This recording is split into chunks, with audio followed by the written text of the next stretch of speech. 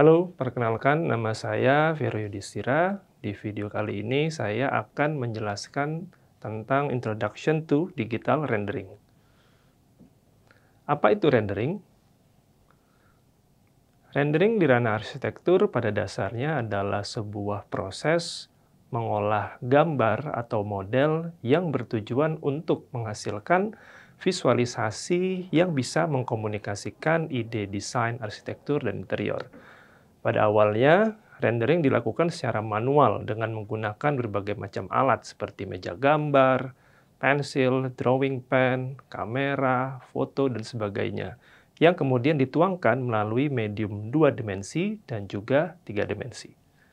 Saat ini, berkembangnya teknologi sudah sangat membantu untuk melakukan proses rendering dengan menggunakan perangkat digital, baik hardware maupun software, sehingga proses rendering bisa menjadi lebih cepat dan juga efisien. Bentuk visualisasi yang dihasilkan pun semakin beragam, bukan hanya berupa gambar atau still image ataupun model yang statis, tapi juga bisa berupa video dengan animasi, bahkan berupa immersive 3D walkthrough. Akan tetapi, pergeseran ke ranah digital tidak jarang membuat rendering menjadi identik dengan penggunaan software, bahkan menjadi sama dengan penggunaan perangkat lunak tertentu, dan merupakan prinsip-prinsip serta pengetahuan dasar yang seharusnya menjadi fondasi dari rendering itu sendiri. Karenanya, di video kali ini kita akan membahas dan melihat kembali apa saja hal-hal mendasar yang perlu menjadi fondasi di dalam digital rendering. Prinsip dasar ini sangat penting mengingat peran utama dari rendering adalah untuk mengkomunikasikan ide dari desain arsitektur dan interior, dan bukan hanya menghasilkan gambar atau video yang terlihat cantik dan menarik.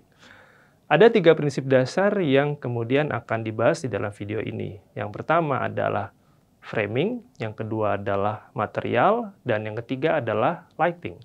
Framing berkaitan dengan bagaimana kita mencari dan membingkai, memframing sudut pandang tertentu yang bisa mengkomunikasikan ide desain kita secara maksimal. Sementara material terkait dengan penggunaan warna dan tekstur dengan sifat atau karakteristik yang spesifik dan sesuai dengan ide desain kita. Sementara lighting berkaitan dengan penggunaan pencahayaan alami dan juga buatan yang bisa mengeksplorasi atau menyimulasikan kualitas dari ide desain kita. Kita masuk ke hal yang pertama atau unsur yang pertama dari rendering, yaitu framing. Framing memiliki peran yang sangat penting di dalam rendering. Jika framing tidak atau kurang tepat, maka tahapan-tahapan selanjutnya juga tidak bisa berfungsi dengan maksimal. 3 unsur yang berperan di dalam framing adalah frame itu sendiri, objek, dan composition. Frame berkaitan dengan ukuran dan juga rasio dari bingkai atau frame. Ukuran frame ditentukan oleh besaran dari lebar atau width dan juga tinggi atau height, di mana keduanya bisa dengan mudah diatur di dalam digital rendering. Semakin besar ukuran frame, maka ukuran gambar dan juga ketajamannya akan semakin tinggi. Namun prosesnya juga akan memakan waktu yang lebih lama. Sementara rasio merupakan perbandingan lebar dan juga tinggi dari frame yang berpengaruh pada bentuk keseluruhan dari frame tersebut. Apakah dia menjadi landscape, apakah dia menjadi cenderung seperti square, atau justru menjadi portrait.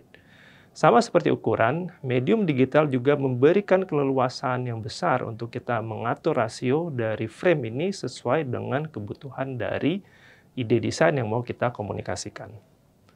Objek berkaitan dengan kemungkinan perletakan berbagai objek, terutama objek utama, berupa bangunan atau ruang, atau bagian dari bangunan atau ruang yang menjadi fokus dan ingin dikomunikasikan melalui proses rendering.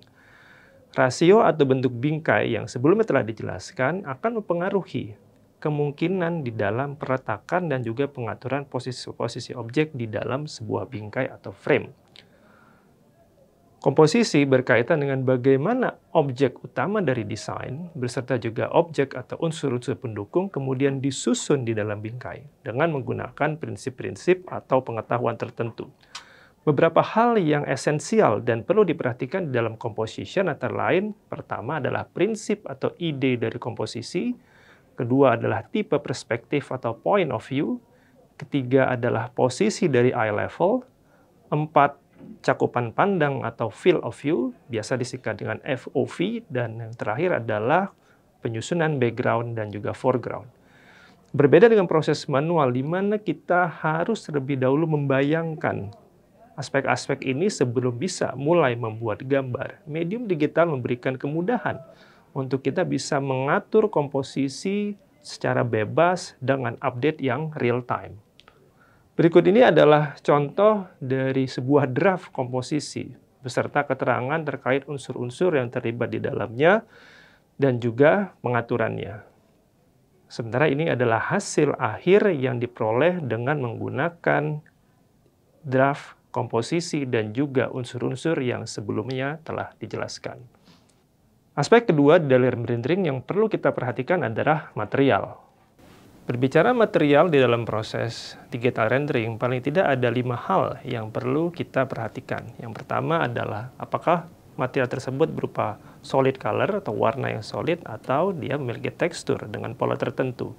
Yang kedua, jika memiliki tekstur, apakah teksturnya itu berupa tiled atau seamless tekstur. Yang ketiga adalah ukuran dan juga proporsi dari material. Yang keempat adalah posisi dan orientasi dari material tersebut. Kelima adalah properti atau karakter atau sifat dari material tersebut. Apakah material tersebut glossy, apakah dia matte, apakah dia reflektif, dan sebagainya. Kelima hal ini sangat penting agar hasil rendering menjadi terlihat akurat dan make sense di mata viewer. Kombinasi dari material yang berbeda akan menghasilkan impresi dan juga kualitas desain yang berbeda pula, tergantung dari kebutuhan ide desain yang ingin dikomunikasikan, seperti yang terlihat pada dua contoh di atas ini. Aspek yang ketiga dari digital rendering yang perlu kita perhatikan adalah pencahayaan atau lighting.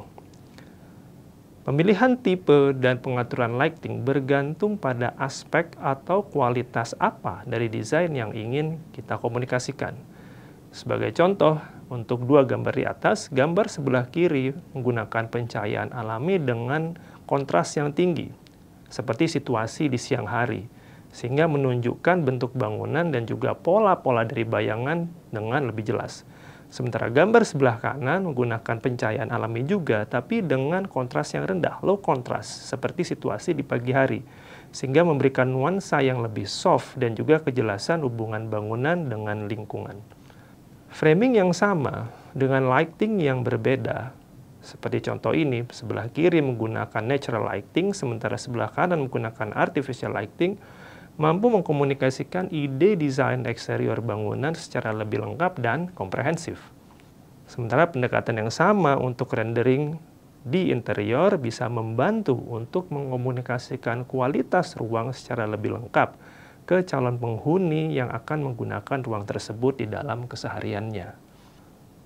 Demikian penjelasan untuk Introduction to Digital Rendering. Saat ini, kecanggihan dan teknik digital rendering sudah sangat tinggi.